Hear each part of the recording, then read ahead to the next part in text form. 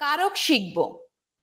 তাহলে কারকের একটি সংজ্ঞা সংস্কৃতে প্রচলিত আছে, ক্রিয়ান্বয়ী কারকম, মানে ক্রিয়ার সাথে যার অন্বয় রয়েছে সেই হচ্ছে কারক।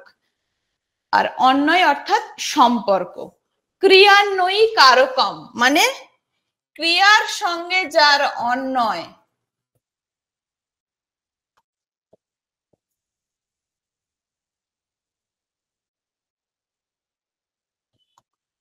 বা সম্পর্ক, সেটাই হচ্ছে কারক। তাহলে এটা মনে রাখতে হবে, যদি কোনো একটা শব্দ দিয়ে দেওয়া হয়, যদি প্রশ্ন হয় কি কারক, কোনো বিচ্ছিন্ন শব্দে কখনো কারক হয় না। যখন শব্দটি বাক্যে পদ হিসাবে ব্যবহৃত হয় তখনই সেই বাক্যের কারক নির্ণয় করা সম্ভব। নচেত শব্দ দিয়ে কিন্তু যে কোনো কিছুই, মানে সব কারকই হতে পারে। আচ্ছা, তাহলে কোনো বিচ্ছিন্ন শব্দে কারক হয় না, এটা মাথায় রাখতে হবে।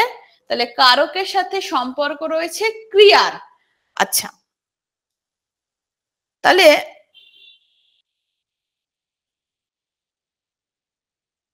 কারক করতে গিয়ে আরেকটি জিনিস যেটা মাথায় আসে, যেটা চলে আসে, সেটা হচ্ছে বিভক্তি।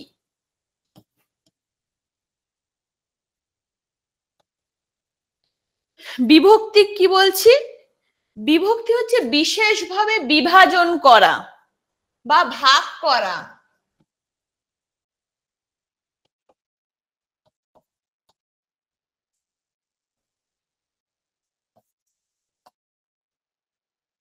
শব্দের সাথে আমরা অনেক সময় দেখি টি, টা, খানা, খানি এরকম শব্দ যুক্ত হয়ে রয়েছে। তবে এটাই বলবো যে যখন শব্দের মধ্যে এরকম টি, টা, খানা, খানি থাকবে তখন কিন্তু সেইগুলো বিভক্তি নয়। বিভক্তি কোনগুলো? এগুলো কি বলবো আমরা? এগুলোকে বলবো নির্দেশক, নির্দেশ করছে কিছু।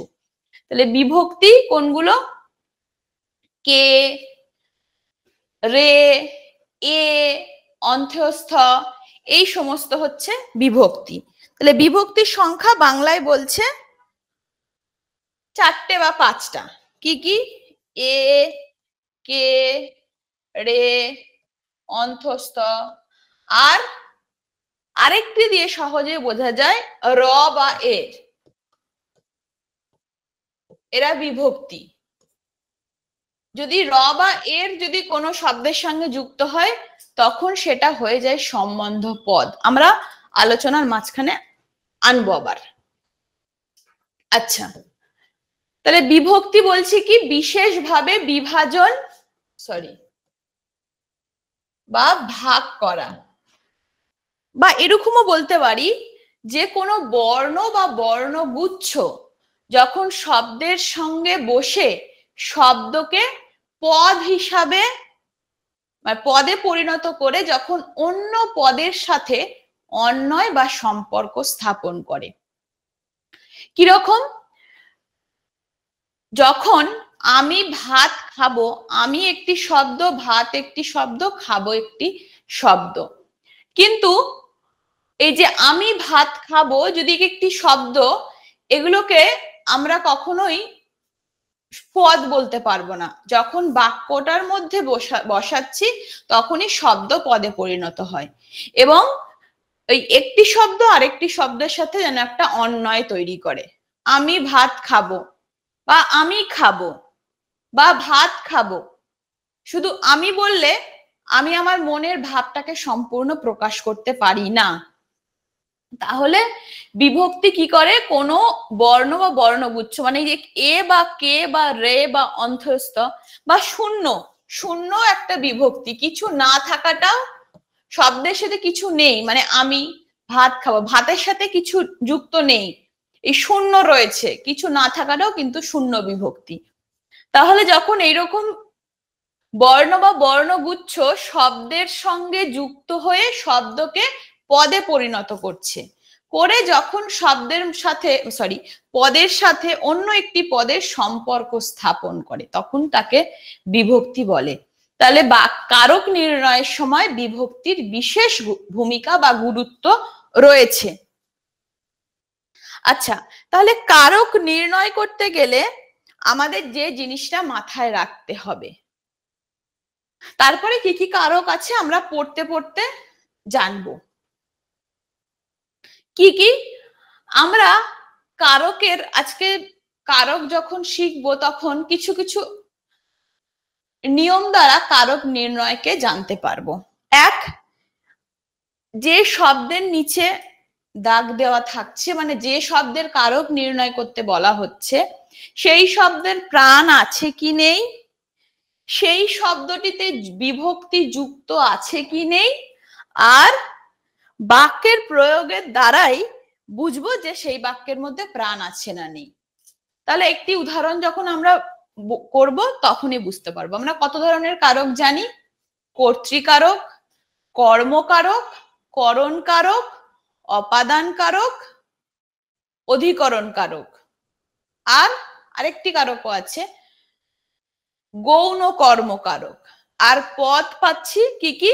ও আরেকটি কারক সম্প্রদান কারক। আর দু রকমের পদ পাচ্ছি, একটা হচ্ছে সম্বন্ধ পদ, সম্বোধন পদ। কারকগুলোর নামগুলো একটু একটু লিখে নি, তারপর আলোচনা করছি। কর্তৃ বানানটা একটু লক্ষ্য করবে। কর্ম, যাকে বলছি মুখ্য কর্ম।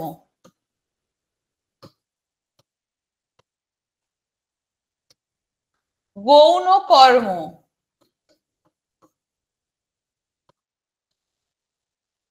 করণ,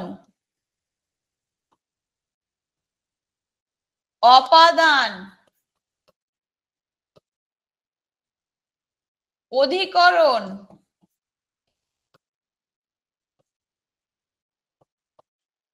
সম্প্রদান।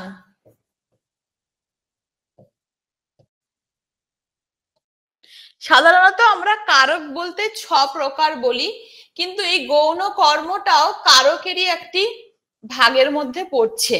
কোনো কোনো ব্যাকরণ বই যখন তোমরা দেখবে তাতে দেখবে কিন্তু গৌণ কর্ম বলেও কারকের একটি ভাগ করেছেন তারা।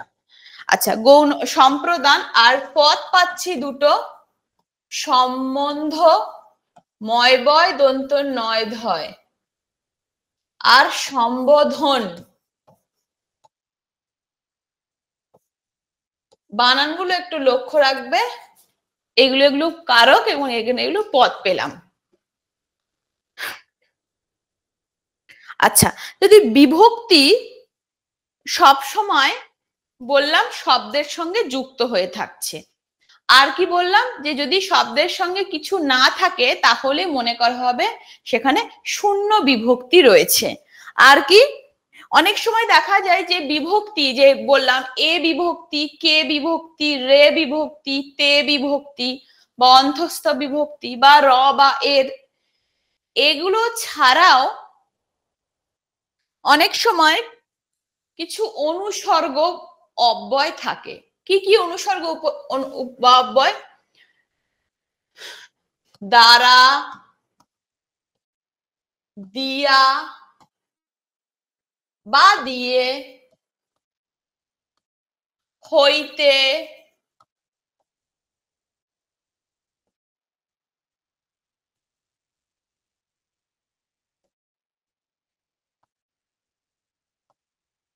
থেকে, জন্য, এগুলোকে আমরা বলছি অনুসর্গ অব্যয়। এরা কিন্তু কখনোই শব্দের সাথে যুক্ত অবস্থায় থাকছে না। এই যে বিভক্তি, এরা বিভক্তির মতো এরা কিন্তু শব্দের সাথে কখনোই যুক্ত অবস্থায় থাকে না। এরা শব্দের পরে বসছে বা পদের পরে বসে দিয়ে সেই বাক্যের মধ্যে যে ভাব সেই ভাবকে প্রকাশ করে।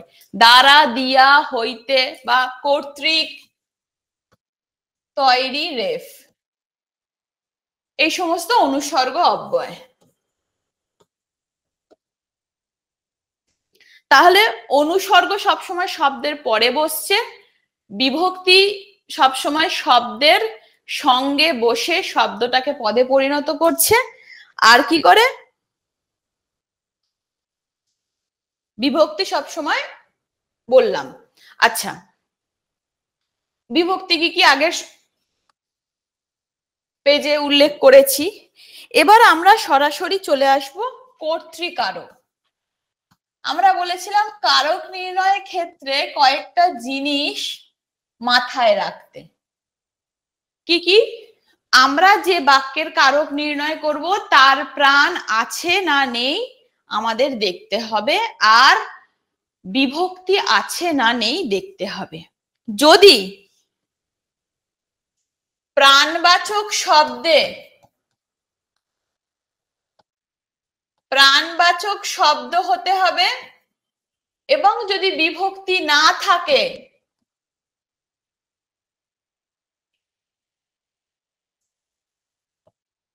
তাহলে হবে কর্তৃকারক।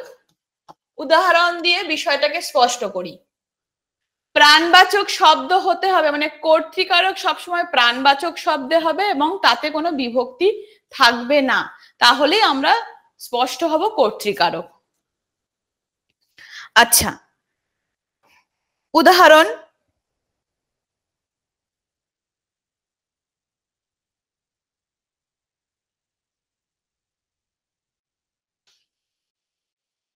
সূর্য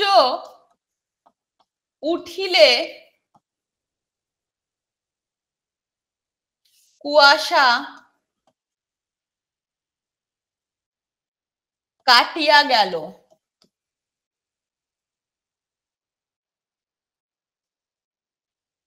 সূর্য উঠিলে, তাহলে আমরা আমাদের বৈজ্ঞানিকভাবে ব্যাখ্যা সবসময় করব না, বাক্যে ব্যবহারের উপর বা বাক্যে কিভাবে প্রযুক্ত হয়েছে তার উপরেও কিন্তু বাক্যের সেই শব্দের প্রাণ আছে না নেই উঠব। এই যে ওঠা, বসা, শোয়া, ঘুমানো, খাওয়া, এই যে এরকম শব্দগুলো, এগুলো কার? মনুষ্য প্রজাতি বা যার প্রাণ আছে তার মধ্যে আমরা বলতে পারি।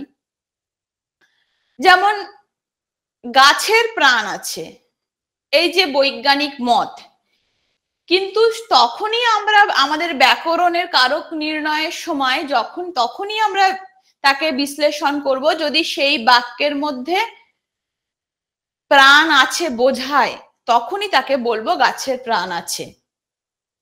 আচ্ছা, সূর্য উঠিলে, এই যে উঠছে, ওঠা কাজটা সূর্য সম্পাদন করছে, তখন সেটা হয়ে যাবে প্রাণবাচক শব্দ সূর্যের, তাতে কোনো বিভক্তি নেই, তখন আমরা বললাম সেটা কর্তৃকারক হবে। আরেকটি উদাহরণ, প্রাণ থাকিতে সে এ কাজ করবে না বা করিবে না। প্রাণের নিচে দাগ। তাহলে কি হলো? প্রাণ থাকিতে সে এ কাজ করিবে না, এই যে প্রাণের নিচে দাগ রয়েছে। তাহলে আমাদের প্রথম কাজ হচ্ছে বাক্য দেখার পরেই সেই শব্দের যার নিচে দাগ সেই বাক্যটা বারবার পড়া এবং সেই শব্দের মধ্যে প্রাণ আছে না প্রাণ নেই সেটা বোঝা, তারপর তাতে বিভক্তি আছে কি নেই দেখা। তাহলে প্রাণ শব্দ, প্রাণ প্রাণ রয়েছে বোঝাই যাচ্ছে এবং তাতে কোনো বিভক্তি নেই, তাহলে আমরা সহজেই বলে দেবো এটা কর্তৃকারক। আচ্ছা, আর একটা দুটো উদাহরণ দিই।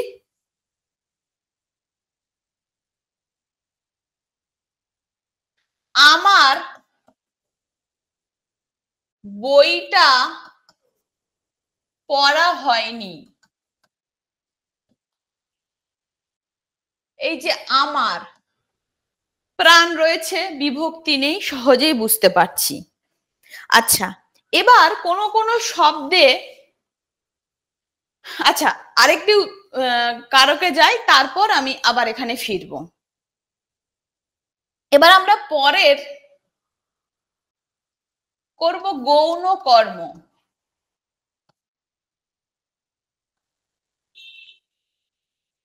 তাহলে গৌণ কর্মের নিয়ম কি? একমাত্র এই দুটো কারকে প্রাণ আছে কি বুঝতে হবে, আর বাকি কারকগুলোতে প্রাণ না থাকা বোঝাচ্ছে বা প্রাণহীন শব্দ বোঝায়। তাহলে প্রাণ থাকতে হবে, তাহলে প্রাণবাচক শব্দ হতে হবে, আর কে আর রে বিভক্তি থাকতে হবে। আগেরটায় প্রাণবাচক শব্দ হবে কিন্তু কোনো বিভক্তি থাকবে না, আর এখানে প্রাণবাচক শব্দ কিন্তু বিভক্তি কে আর রে থাকছে। কিরকম?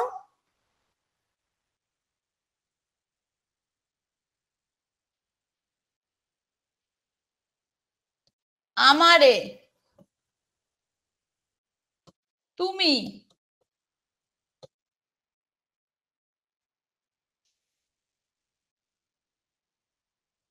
করিবে ত্রাণ। একটি গান আছে না, আমারে তুমি করিবে ত্রাণ, হে এ নহে মোর প্রার্থনা। তো এই যে আমারে এই শব্দটা প্রাণ আছে এবং রে বিভক্তি, তাই আমরা এটাকে বলে দেব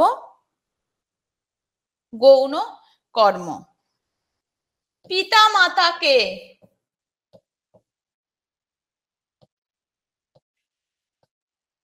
পিতা মাতাকে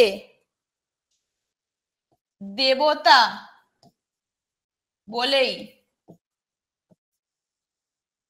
গণ্য করবে।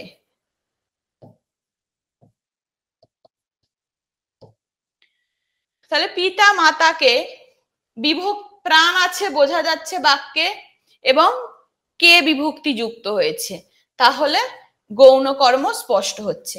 এমন অনেক শব্দ আমরা দেখব আর কয়েকটি উদাহরণ দিয়ে, যেখানে প্রাণ আছে বোঝাবে, আবার বিভক্তি কে আর রে থাকবে না, অন্য বিভক্তি থাকবে। কিন্তু আপনি যে বললেন বিভক্তি থাকবে কে আর রে, আর কর্তৃকারকে বিভক্তি থাকবে না, কিন্তু যখন অনেক সময় দেখা যাবে এমন অনেক শব্দ যেখানে বিভক্তি থাকবে অন্য, তখন আমরা কিভাবে বিশ্লেষণ করব একটু বলি উদাহরণ দিয়ে। যখন একটা উদাহরণ দিই, সকলে আসিয়া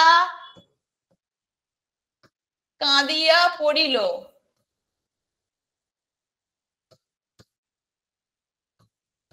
সকলের নিচে দাগ, শব্দটা সকল এ বিভক্তি আছে, আপনি বলেছিলেন কে আর রে থাকতে হবে, কিন্তু এখানে আছে এ। যদি এরকম থাকে তাহলে আমরা কি করে বুঝবো? যদি প্রাণবাচক শব্দ বলছেন আবার কে আর রে বিভক্তি নেই, যদি শব্দের প্রথমে তুমি, তুই, আপনি, সে, তিনি এই শব্দগুলো বসিয়ে যদি ভালো লাগে, বাক্যটা দেখছি যে হ্যাঁ প্রযোজ্য হচ্ছে এই শব্দটা বসিয়ে, তাহলে হবে গৌণ কর্ম। যদি ভালো না লাগে সেখানে হয়ে যাবে কর্তৃকারক। তাহলে আমি এই শব্দগুলো মানে এই সর্বনামগুলো ব্যবহার করে দেখি। তুমি সকলে আসিয়া কাঁদিয়া পড়িল, তুই সকলে আসিয়া কাঁদিয়া পড়িল, সে সকলে আসিয়া কাঁদিয়া পড়িল, তিনি সকলে আসিয়া কাঁদিয়া পড়িল। এই কোন শব্দগুলো দিয়েই বাক্যটাকে মধুর করে তোলা যাচ্ছে না বা শ্রুতি মধুর লাগছে না। যখন ভালো লাগবে না তখন বলেছি ভালো লাগলে গৌণ কর্ম, ভালো না লাগলে কর্তৃকারক।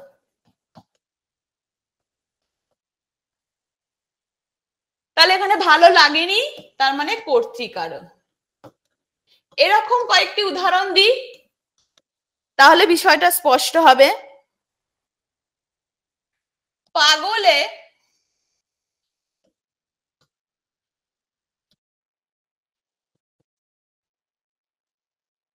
কি না খায়,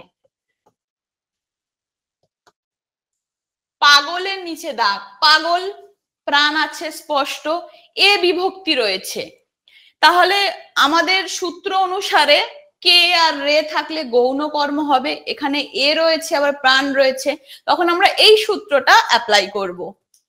তুমি, তুই, আপনি, এই যে এগুলো রয়েছে কোনটায়, সে, তিনি, আমি। তাহলে তুমি পাগলে কিনা খায়, সে পাগলে কিনা খায়, আপনি পাগলে কিনা খায়, তিনি পাগলে কিনা খায়, কোনো বাক্যতেই শব্দগুলো বসিয়ে ভালো লাগছে না। ভালো না লাগলে কর্তৃকারক। আচ্ছা, এবার ভালো লাগলে গৌণ কর্ম বলেছি, ভালো লাগলে গৌণ কর্মের একটা উদাহরণ দিই। বিপদে মোরে রক্ষা করো।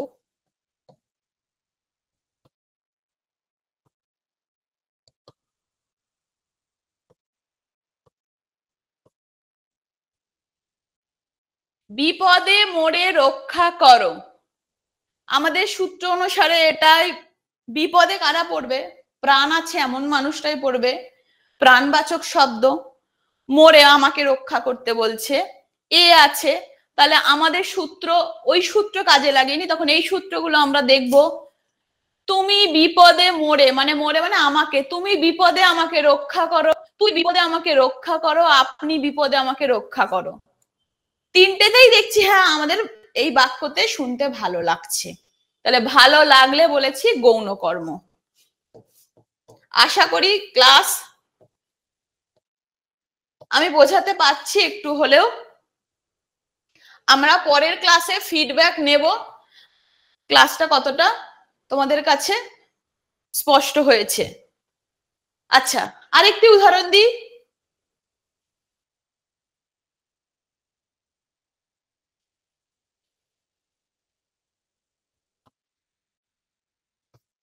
মানুষ পাই কোথায়,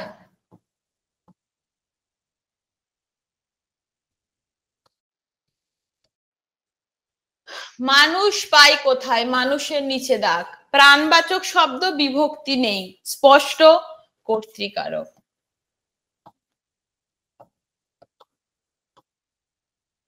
আচ্ছা,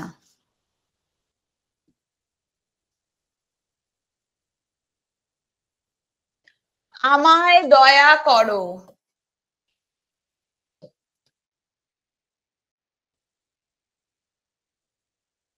আমায় দয়া করো, আমাদের বিভক্তি কে আর রে নেই, আছে আমায় দয়া করো, তখন আমাদের পরের সূত্র আমরা অ্যাপ্লাই করব।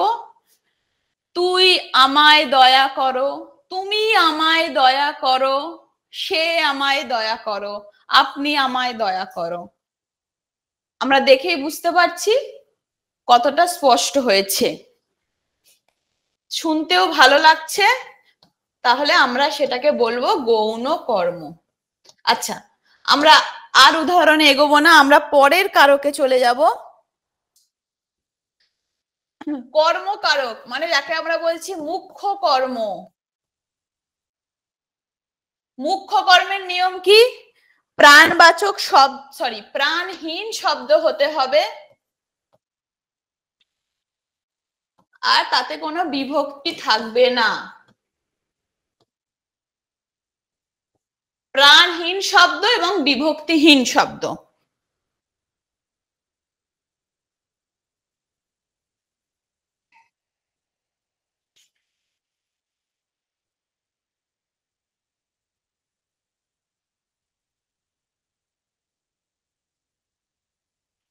ঘরটাকে ভালো করে মোছো,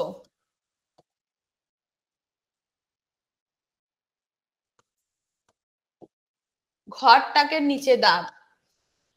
কেন ম্যাডাম, ঘরে প্রাণ নেই কিন্তু বিভক্তি তো রয়েছে। আমরা প্রথম যখন শুরু করেছি আমরা বলেছিলাম যে টি, টা, খানা, খানি এই জাতীয় শব্দ যখন থাকবে তখন সেগুলো বিভক্তিকে নির্দেশ করে না, সেগুলো এক একটি নির্দেশক শব্দ। তাহলে ঘরটাকে, তার মানে এটা কিছু নেই, মানে ধরে নিতে হবে ঘর ভালো করে মোছো।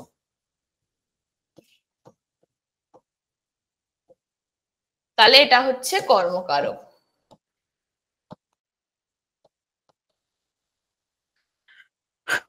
পরের শব্দ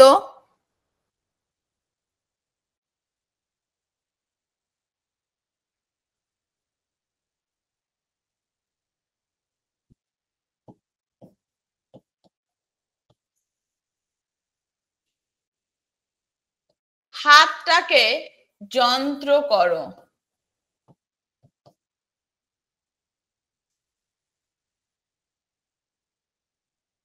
তাহলে হাতটাকে একইভাবে টাকে রয়েছে, এটা হচ্ছে কর্মকারক।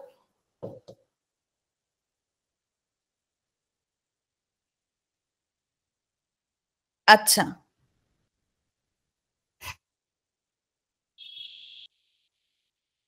পোষা চামচিকিটি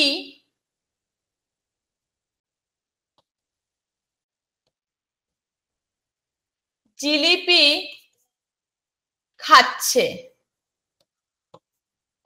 জিলিপির নিচে দাগ। জিলিপি, চামচিকিতে প্রাণ আছে কিন্তু জিলিপিতে তো প্রাণ নেই, তাহলে এটি প্রাণহীন শব্দ এবং বিভক্তিও নেই, তাহলে এটা কর্মকারক। এরকম প্রচুর প্রচুর উদাহরণ তোমরা এই সূত্রেতে ফেলে তোমরা যখন নিজেরা নিজেরা চর্চা করবে অনেক বেশি সহজসাধ্য হয়ে যাবে। আচ্ছা, তিনি খুব হাসি হেসেছেন। হাসির নিচে দাগ। হাসিতে তো প্রাণ নেই কিন্তু তিনিতে প্রাণ রয়েছে, তাহলে তখন সেটা হয়ে যাবে মুখ্য কর্ম বা কর্মকারক।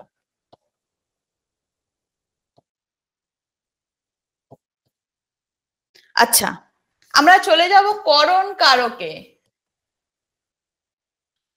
করণ কারক করার সময় আমাদের দু একটা জিনিস মাথায় রাখতে হবে।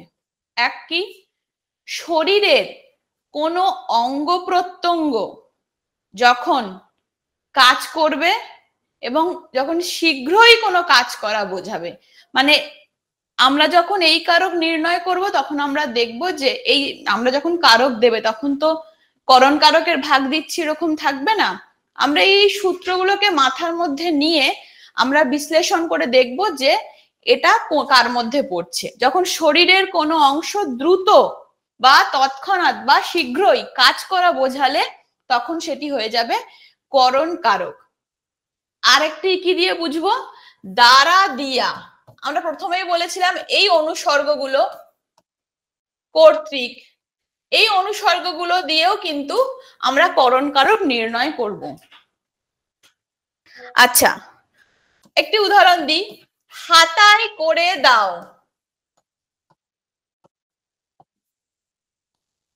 তাহলে শরীরের কোনো অংশ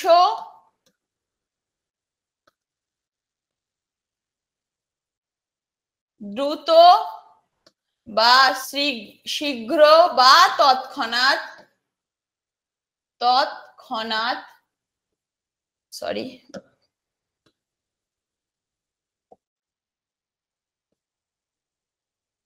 তৎক্ষণাৎ কাজ করা বোঝালে, তাহলে হাতায় করে দাও, তাহলে এই যে দেয়া কাজটা সম্পাদন হবে শরীরের কোনো অংশ দ্বারা, মানে হাত দিয়ে হাতায় করে জিনিসটা দেওয়ার কথা বলছে, শরীরের অংশ কাজ করছে এবং হাতায় করে দাও মানে দ্বারা দিয়ে, মানে হাতার দ্বারা দাও, যদি সেই রকম ভাবে বিশ্লেষণ করি তাহলেও সেটা হয়ে যাচ্ছে করণ কারক। আরেকটি উদাহরণ দিই, রঙিন চশমায়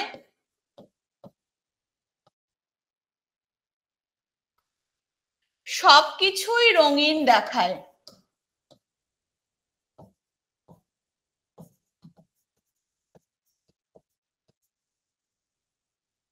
রঙিন চশমা, তাহলে রঙিন চশমাটা আমরা কি দিয়ে দেখবো, চোখ দিয়ে, তাহলে চোখ এই যে শরীরের কোনো অংশ দ্রুত যখন কাজ করা বোঝাচ্ছে, অথবা যদি আমরা আর এক রকম ভাবে দেখি রঙিন চশমা দিয়ে সবকিছুকেই রঙিন দেখায়, তখন সেটা হয়ে যাবে করণ কারক। আরেকটি উদাহরণ দেব, ছুরিতে আঙুল কেটো না।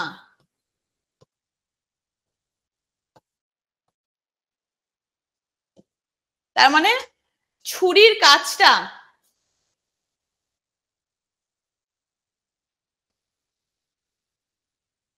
তাহলে ছুরির কাজটা, ছুরি দিয়ে আঙুল কেটো না, বা কোনো শরীরের কোনো অংশ মানে হাত ছুরি দিয়ে কাজে লাগছে, তাই তখন সেটা হয়ে যাচ্ছে করণ কারক।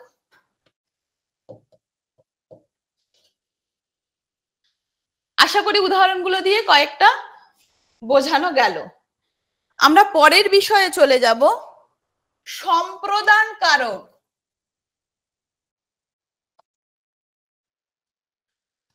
সম্প্রদান,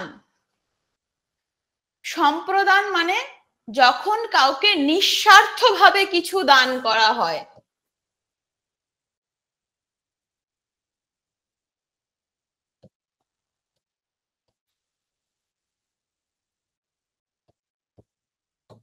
নিঃস্বার্থভাবে কিছু দান করাকেই বলছে সম্প্রদান। যেমন অন্ধজনে দেহ আলো, মানে যে অন্ধ তাকে আলো দান করতে বলছে। এখানে তোমার কোনো লাভ লোকসানের বিষয় নেই, এখানে কোনো স্বার্থ নেই। যখন অন্ধজনে দেহ আলো মানে অন্ধজনকে আলো দাও, তখন এই যে নিঃস্বার্থভাবে, বা ভিখিরিকে কিছু, বা দীন দরিদ্রকে কিছু,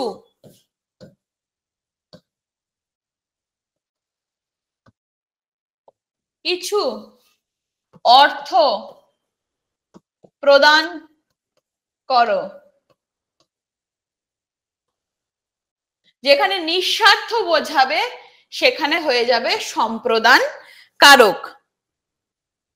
বা ক্ষুধিতকে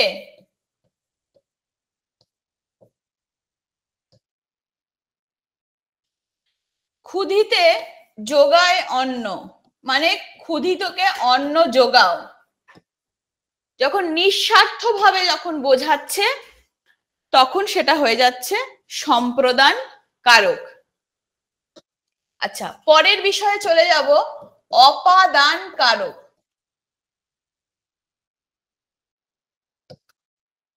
অপাদান কারক করতে গেলে অপাদান কারক করতে গেলে আমরা দুটো অনুসর্গের কথা মাথায় রাখবো, থেকে আর হইতে।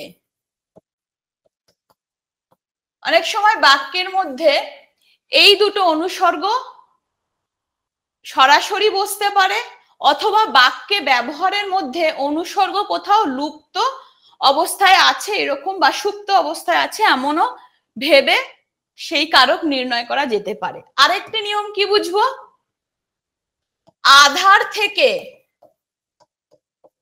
বেরিয়ে আসা বোঝালে,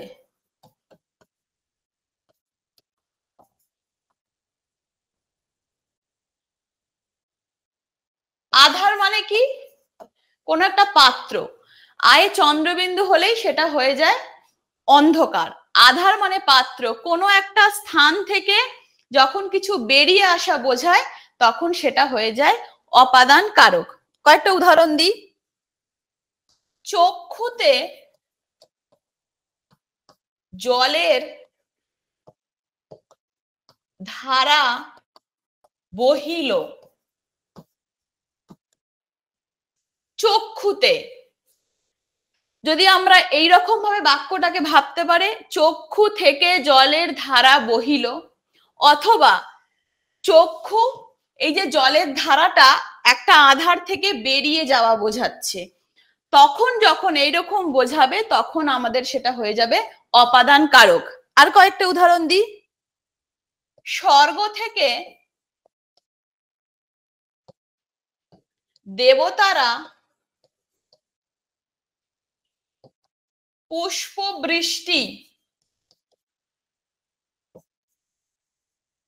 করলেন।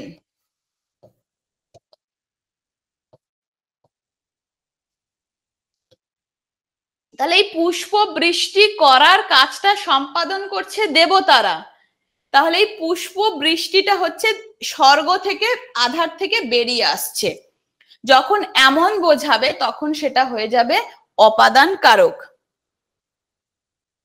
বন থেকে বেরোলো টিয়ে। এই বাক্যের মধ্যে আমরা খুব স্পষ্টই বুঝতে পারছি থেকে এই উপসর্গ অনুসর্গটি রয়েছে এবং আধার থেকে টিয়া বেরোচ্ছে এই আধার থেকে, তাহলে সেটা অপাদান কারক। আরেকটি উদাহরণ বলি, তর্কে বিরত হও মানে তর্ক থেকে বিরত হও, বা মুখ থেকে আধার থেকে বেরিয়ে আসছে কথাটা, সেই অর্থে যদি ভাবি তাহলেও কিন্তু অপাদান কারক হবে। এবার অধিকরণ কারক। আচ্ছা, অধিকরণ কারকের নিয়মটা হচ্ছে আধারে থাকা না থাকা বোঝালে, যখন আধার থেকে বেরিয়ে আসা বোঝাবে তখন অপাদান, আর আধারে থাকা না থাকা বোঝালে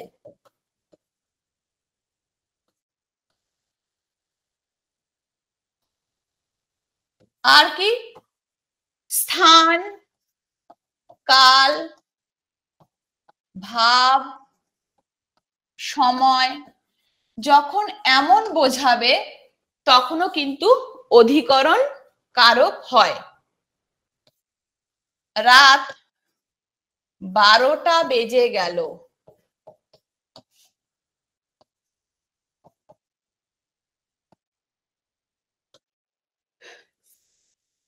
তাহলে সময় নির্দেশ করছে, তখন সেটা হবে অধিকরণ।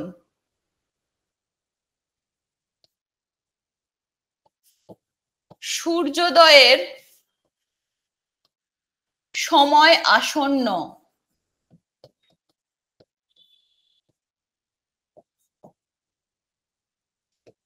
সূর্যোদয়ের তাহলে একটি বিশেষ সময়কে নির্দেশ করছে, তখন সেটি হয়ে যাবে অধিকরণ কারক। পরের আরেকটি উদাহরণে চলে যাব।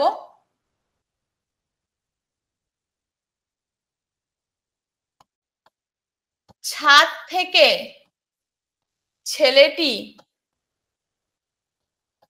পড়ে গেল,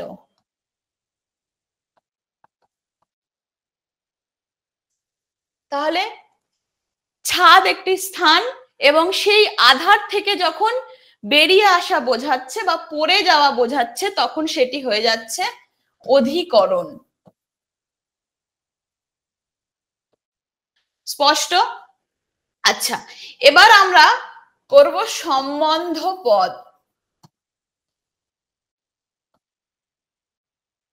সম্বন্ধ পদের খুব সহজ বোঝা, শব্দের সাথে র বা এর যুক্ত হয়ে শব্দকে যখন পদে পরিণত করে, কোন শব্দ দিয়ে আমরা বুঝবো যে তার সাথে যদি র বা এর থাকে তাহলে কারক নির্ণয় করা আরো সহজ, খুব সহজে আমরা বুঝে নেব সেটা সম্বন্ধ পদ। মানুষের জন্য আমার এই প্রয়াস,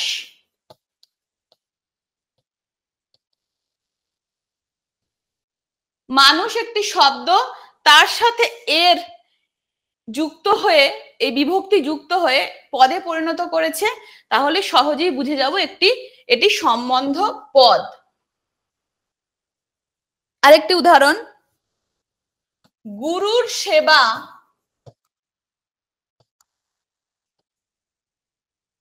পরম সেবা। তাহলে মূল শব্দটা কি যখন আমরা জানি তখন তার সাথে র বা এর যুক্ত হয়েছে কেনা, গুরু মূল শব্দ, তার সাথে র এই বিভক্তি যুক্ত হয়েছে, তখনই সেটা হয়ে যাচ্ছে সম্বন্ধ পদ। আচ্ছা,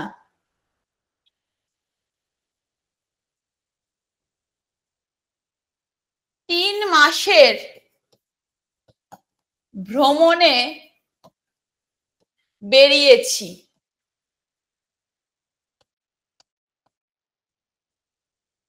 3 মাস শব্দ তার সাথে এর যুক্ত হয়েছে, 3 মাসের হয়ে বোঝা যাচ্ছে এটি সম্বন্ধ পদ। শেষ যেটা সম্বোধন, সম্বোধন কি? যখন কাউকে ডাকা বোঝাচ্ছে, কলিং, সেই অর্থে সম্বোধন।